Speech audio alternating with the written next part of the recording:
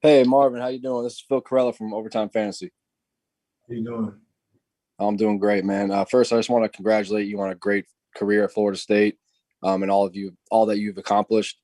Um, so, what has the process been like to get ready for today, and what will you miss the most about playing at Florida State?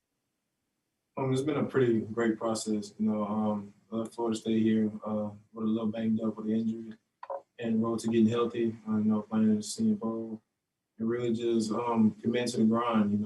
Went trained in Dallas, Dallas Fort Worth area, APEC. With one of my teammates, J. Rob. We've been out there grinding and just really getting better every single day. I miss when I first got there, I missed being here at Florida State. Being around the guys, the family environment. But at the same time, it's been a great journey. Just going chase our dreams. And what I miss more about Florida State just the brotherhood. More than anything.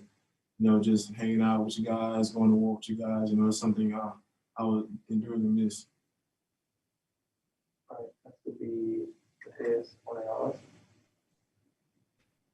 Good morning, Winston. Matheus Noles from Time Out Brazil. Um, for your position, like a guy who play inside the line, maybe you don't have the numbers like that pop out like the edge rushers or other guys, but you have that good numbers. If you get the numbers and add the Senior Bowl experience, how do you think that are your chances going for this NFL draft? I think my chances are pretty high, for sure. Just for how I play my position, the way I play my position, and at the size that I play it at. I feel very confident going into the draft. I feel like I'm falling to it very well, very high, and especially after pro day, being able to go out there and really get to impress some scouts with my numbers and have a great position drills and things that such. So, I'm very excited about this upcoming month.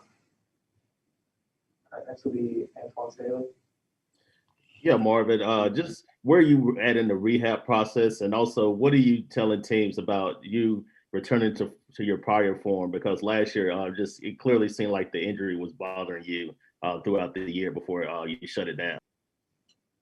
I'm actually 100% healthy now, and most definitely, went through the season with a torn meniscus, and fought through it for my team, because team leader got to be the guy. No matter what happens, you got to sacrifice to keep things going.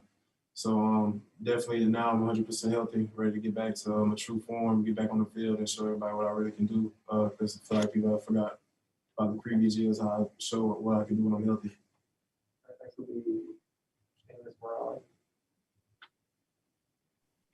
Yeah, Marvin, Amos Morale from WWL Radio in New Orleans.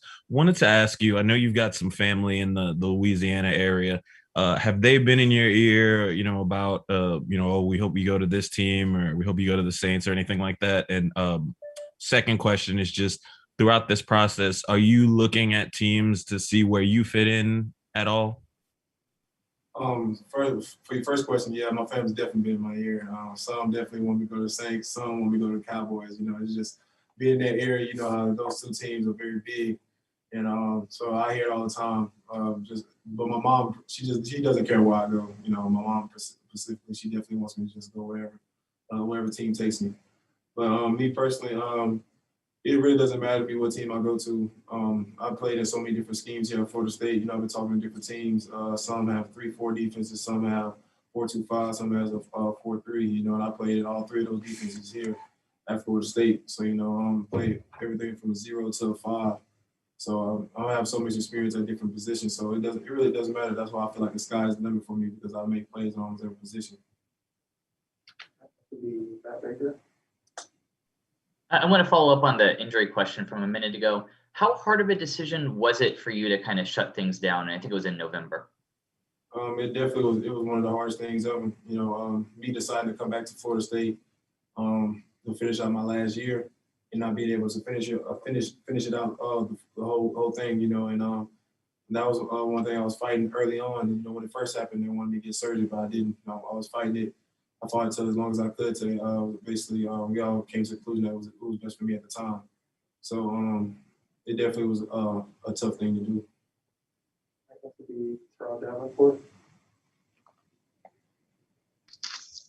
Marvin, getting back to that ability to play from 0 to 5, I've seen games like the Boise game in 2019. You did all that within one game. What is it about your ability that allows you to bounce up and down the defensive line like that? It came from great coaching. You know, Coach Odell Higgins. He gave me so much tools in my tool belt. You know, showing me how to play so many different things and giving me the knowledge and the techniques throughout my years here at Florida State. You know, and he just blessed me with so much knowledge and be able to go out there. So whenever we even drop a defense on the sideline, I'm equipped to go out there and play it, you know, to my fullest. And it's been a great experience being with him for my 4 years here. You know, I feel like I'm more prepared than anybody else going into this draft because of the great coaching that I had.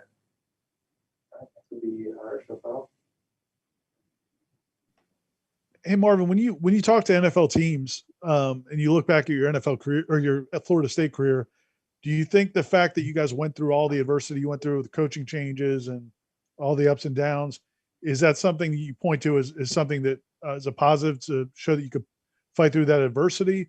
Or do you think it's a concern for them that you and the other guys that are going into the draft from Florida State didn't have a lot of success during their college career? I mean, if anything, I feel like it's a great thing more than anything. Like I said, I played in so many coach changes. I played in so many different defenses and had success at the same time. So it's a great thing because now I get on a Zoom calls and meetings with different teams and we talk football. I can talk almost any defense, you know, from up front and some on the back end. You know, it's a great thing to be able to when they try to teach you a defense of what they do, you already have a grasp of what they do already. You be able to communicate it with them back already. So I feel like the ups and downs we went through at Florida State has prepared me more than anything for the next level. You know, I'm more than prepared. I went through so many tough times here, but I overcame, and now I'm in a position to where it doesn't matter where I go. I've already played certain spots, and I can really just hit the ground running. Next question will be from Matt. Hey Marvin, Max Moody with Locked On Seminoles. You know, you've been such a vocal leader on the field, but also off the field. You know, we saw last summer and throughout the year related to social causes that are important to you. So I'm curious, as you go to the NFL and, you know, frankly have a little bit more financial backing for the things you care about, what do you plan to do to sort of further those social causes that you've been so vocal on? I'm still working with my foundation here in Tallahassee. We have an upcoming event here coming up on March 31st, actually, here in Tallahassee. And we'll continue to do our financial literacy course. I'm working on adding what's the name? Working to help with health side of it, to try to make some healthcare involved in the program, you know, teaching kids about that as well. So we're trying to get a partnership for that as well right now. And, you know, it's just right now we're trying to do a lot of big things behind the scenes. So we're getting ready to get implemented and push the program throughout the state right now, and hopefully go throughout the South and just continue to grow. But right now we're here in Tallahassee right now, and looking forward to like pushing it at least by the end of the year throughout the state. Hindsight is always 20/20, but obviously the year didn't work the way you wanted it to. Are you glad that you came back? Most definitely. You know, most definitely. I'm more. I got to play in another defense that I got to really play in necessarily, and it just helped me. It taught me to overcome, you know, certain things because I never know where you're going to get drafted. You never know you're going to draft to an NFL caliber team, or you're going to get drafted to a team that only won 2 or 3 games last year. You know, and I've been in both areas. You know, I've been on a top priority team, and I've been on a team that hasn't been so successful. And at the same time, I know how to conduct myself when things aren't going right, how to come to work every single day and give you all things that matter. So I feel like that's what I have on the upper hand against other guys in the draft. It doesn't matter what situation I put in, I already know how to thrive. Marvin, I think I read somewhere that you'd said that most of the teams that you'd spoken to had brought up the disagreement you had with Coach Norvell over social media during the summer. How worried are you that maybe came off the wrong way to some of these front offices? And do you think that you were able to kind of explain your side and let these teams know that you know you're a loyal player, but at the same time you have a voice? Most definitely. A lot of teams, almost every team has brought that up. And, you know, my submission is the same thing. You know, I was delivered to them why I spoke out and how it occurred. what led to it. But at the same time, I also explained to him that I wish I would have handled it different. Instead of taking social media, we should have waited and had our conversation in-house and kept everybody outside of what was going on in our facility. You know, and both all teams will definitely understand where I came from and why I did what I did, and also respect the fact that I've learned from it. So so I feel like every team that I've talked to has definitely accept my reasoning behind what happened and how I handled it. Next question is from Chris Heidel. Hey Marvin, I know you had a tough 2020 with all this pandemic. What are you going to learn? What are you going to remember about your time at Florida State? For 4 years.